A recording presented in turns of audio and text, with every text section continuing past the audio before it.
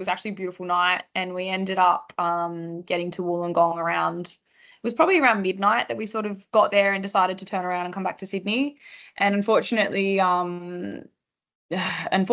there was a catastrophic keel failure in the middle of the night. The seas were quite flat and calm, and so we hadn't actually realised the keel had fallen off, and so we were still sort of motor sailing around.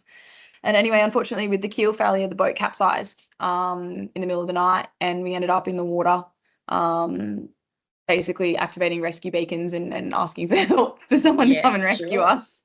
Yes. So Alex was on deck, and I was downstairs just getting changed, and that's when it happened. So I was inside the yacht when it tipped upside down and had to swim out, and trying to grab all the necessary safety things, but you can imagine quite disorientating, and at that point we just needed to get out and try and survive, I guess. Right. So it was dark.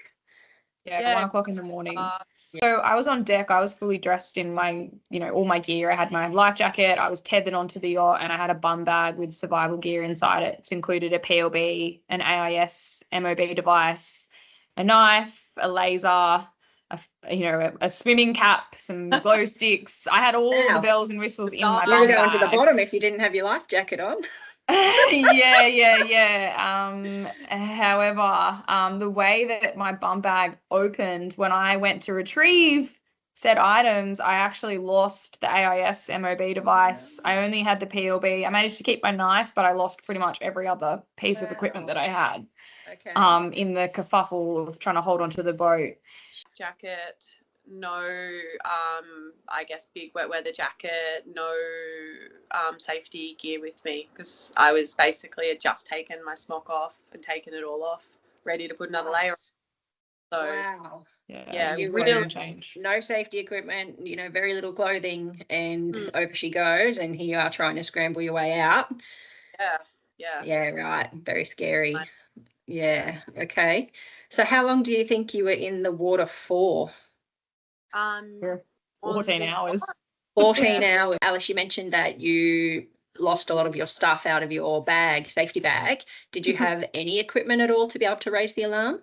I had a PLB, a small one of the little tiny devices, which we activated pretty much straight away. Yes. In the activation process, the antenna broke off. Oh, no. So I reattached it, and it was still. And with some of these small devices, they obviously don't have a screen to say anything what's happening, but they flash. So we had a green flashing light. Yes. Green flashing light.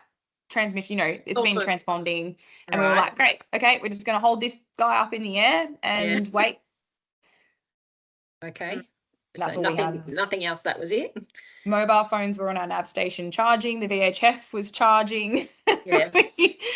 Our EPIRB was inaccessible. Flares. Yeah. All in our grab bag, inaccessible.